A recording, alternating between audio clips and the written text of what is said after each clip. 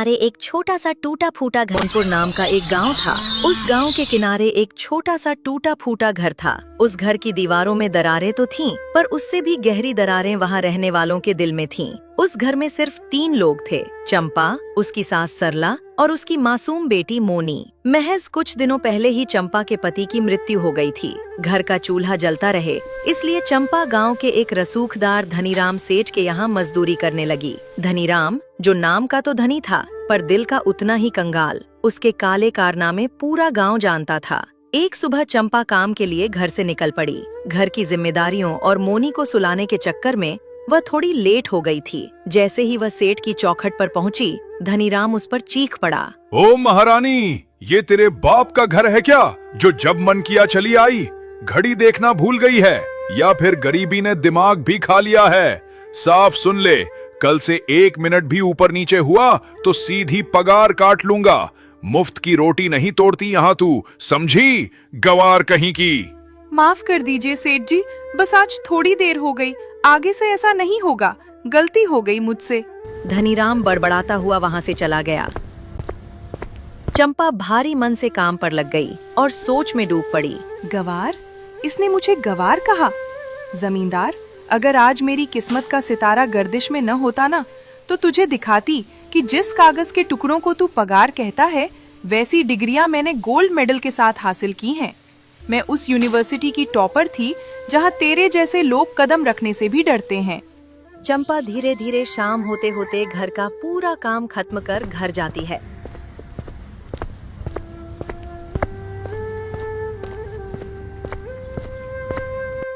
बिटिया, ये सब देखकर मेरा कलेजा मुंह को आता है। कहाँ तूने बड़े बड़े सपनों के साथ हाथ में कलम पकड़ी थी, और कहाँ आज दूसरे के घर की धूल साफ कर रही है। ये क्या दिन दिखा दिए उस विधाता ने। मुझे माफ कर दे बहू, मैं इस उम्र में भी लाचार हूँ। तुझे वो सुख और सम्मान नहीं दे पाई जिसकी तू हकदार थी। अब ये सब बोलकर खुद को छोटा मत कीजिए माँ। भगवान ने तो मेरा सबसे बड़ा सुख, मेरा सुहाग, पहले ही छीन लिया। अब ये छोटी मोटी तकलीफें क्या बिगाड़ेंगी मेरा? ये झाड़ू पोछा मेरी लाचारी नहीं, मेरी बेटी के भविष्य की नींव है माँ। बस आप हिम्मत मत हारिए। चंपा ने लंबी सांस ली और अपनी सोती हुई बेटी मोनी को देखी और बोली, चलो माँ, अब ये सब सोचकर मन भारी मत करो। आज सो जाते हैं, कल छुट्टी है, तो मैंने सोचा है कि बिटिया को कहीं बाहर घुमाने ले जाऊंगी। बहुत दिनों से वो इसी 4 दीवारी में कैद है, थोड़ा उसका मन भी बहल जाएगा। सरला ने जल्दी से पल्लू के छोर में बंधे कुछ मुड़े तुड़े नोट निकाले और चंपा के हाथ पर रख दिए। मेरे पास पेंशन के कुछ थोड़े बहुत पैसे बचे हैं, इन्हें रख ले बिटिया। मना मत करना, ये मेरी मोनी के लिए है। उसे बाहर ले जाना और जो कुछ भी उसे पसंद हो जी भर के खिलाना। उसके चेहरे की मुस्कान ही हमारी असली कमाई है। ठीक है माँ, आपकी बात नहीं टालूंगी। आप भी आराम कीजिए। अगली सुबह सूरज की पहली किरण के साथ ही चंपा अपनी 15 साल की बेटी मोनी को लेकर बाजार की तरफ निकल पड़ी। मोनी के चेहरे पर एक अजीब सी खुशी थी। आखिर बहुत दिनों बाद वो घर से बाहर निकली थी। बाजार के रास्ते में ही एक चमकता दमकता चाइनीज ढाबा था, जहां से मैगी, नूडल्स और चाउमीन की खुशबू हवाओं में तैर रही थी। 15 साल की मासूम मोनी उस खुशबू को सूंघकर ठहर गई। उसने अपनी माँ का आंचल खींचा और बड़ी उम्मीद से उसकी तरफ देखा। माँ, देखो ना, कितनी अच्छी महक आ रही है। माँ, मुझे मैगी खानी है, प्लीज माँ, दिला दो ना। ठीक है मेरी बच्ची, आज तेरी हर जिद पूरी होगी। चल ढाबे पर चलते हैं। चंपा मोनी को लेकर काउंटर पर पहुंची।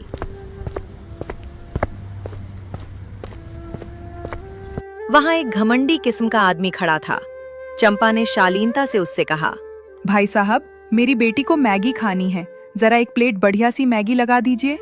उस ढाबे वाले ने चंपा के साधारण और फटे पुराने कपड़ों को ऊपर से नीचे तक देखा और उसके चेहरे पर हिकारत के भाव आ गए। ए बहन जी, आगे बढ़ो आगे बढ़ो, यहाँ गरीबों के लिए कुछ नहीं मिलता। इस ढाबे का जो मालिक है ना, उसने साफ कह रखा है कि यहाँ गरीबों को कोई सेवा नहीं दी जाएगी। चंपा को धक्का सा लगा, पर उसने खुद को संभाला। भैया, मैं यहाँ भीख नहीं मांग रही हूँ, मैं इसके पूरे पैसे दूंगी। आप पैसे ले लीजिए और मेरी बेटी को मैगी दे दीजिए। यहां पैसे नहीं स्टेटस देखा जाता है बहन जी। अगर आज मैंने तुम जैसी गरीब को यहां बिठाकर खिला दिया और मेरे किसी अमीर ग्राहक ने देख लिया तो वो यहां आना बंद कर देंगे, मेरा धंधा चौपट हो जाएगा। भैया, मेरी बेटी का सपना है। आज पहली बार मैं इसे कहीं बाहर लेकर आई हूँ और पहली बार इसने मुझसे कुछ मांगा है। एक माँ का दिल रख लो भैया।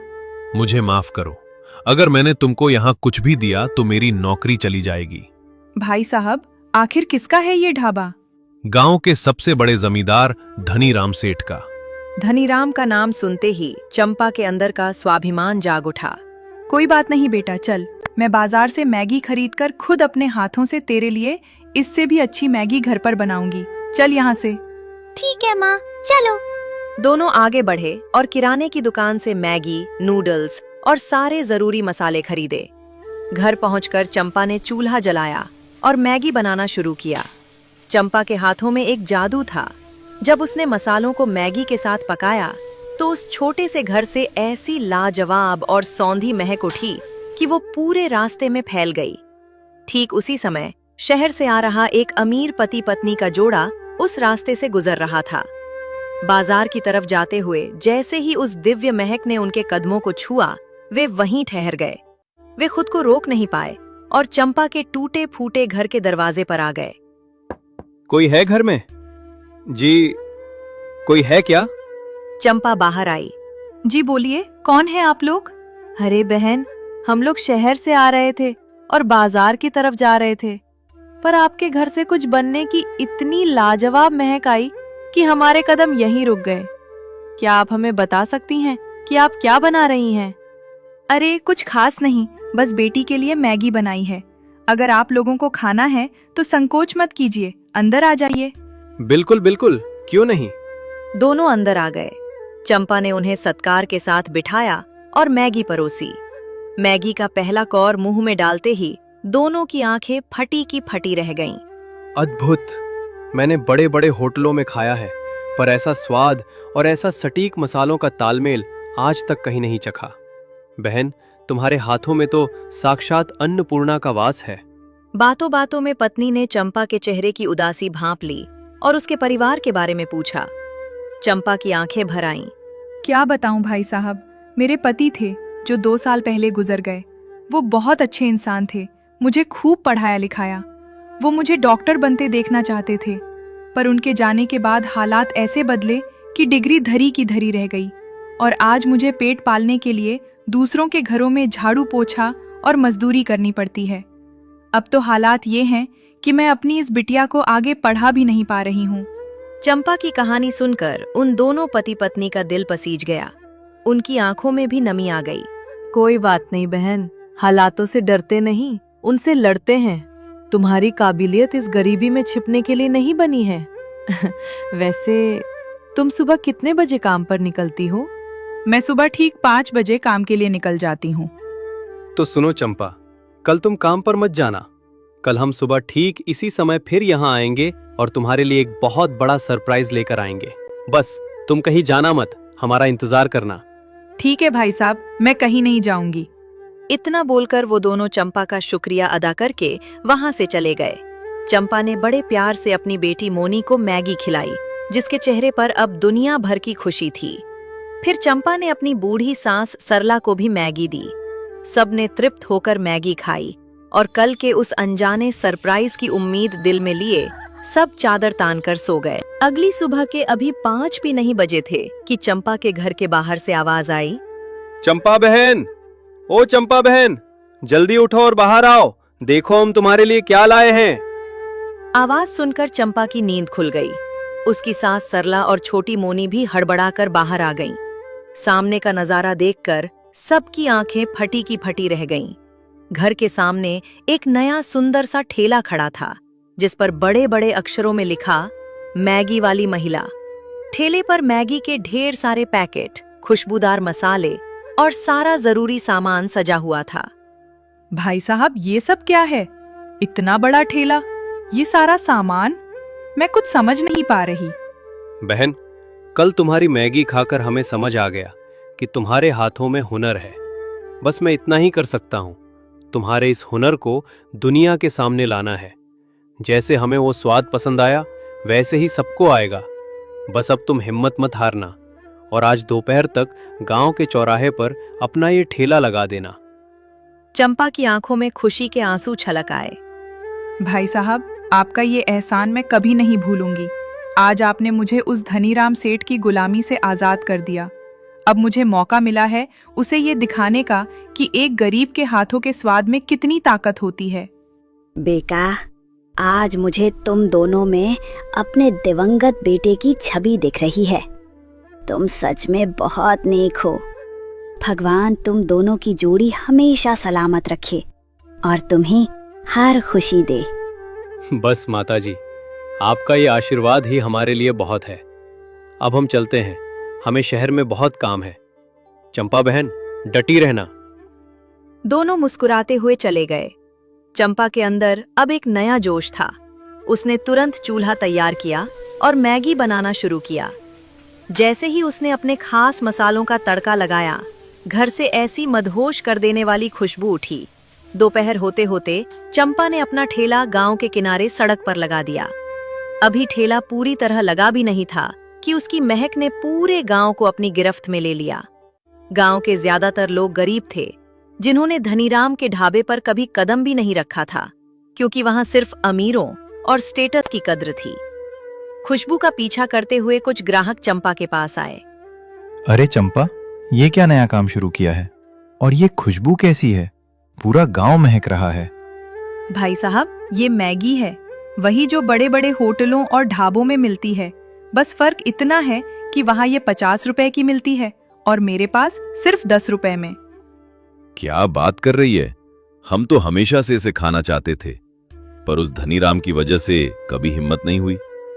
चलो आज हमें भी खिलाई दो, देखें तो सही ये मैगी चीज क्या होती है। चंपा ने फुर्ती से 2 प्लेट मैगी तैयार की।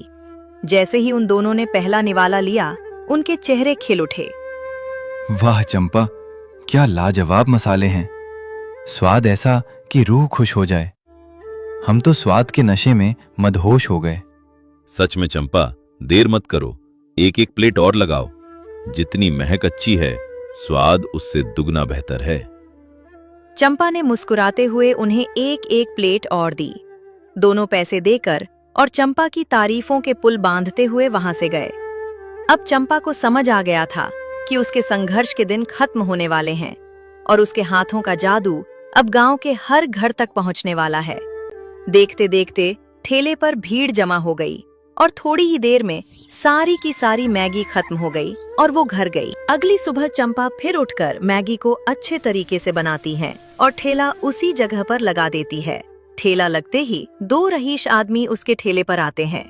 आइए बाबूजी, गर्मा गर्म ताजी मैगी तैयार है, सिर्फ 10 रुपए प्लेट। सिर्फ 10 रुपए? खुशबू तो लाजवाब है। चलो हमारे लिए 2 प्लेट लगाओ। चंपा ने फुर्ती से 2 प्लेटें तैयार की और उनके सामने पेश किया। जैसे ही करोड़ीमल ने पहला चमचा मुंह में डाला, उसकी आंखें फटी की फटी रह गईं। अद्भुत, अविश्वसनीय।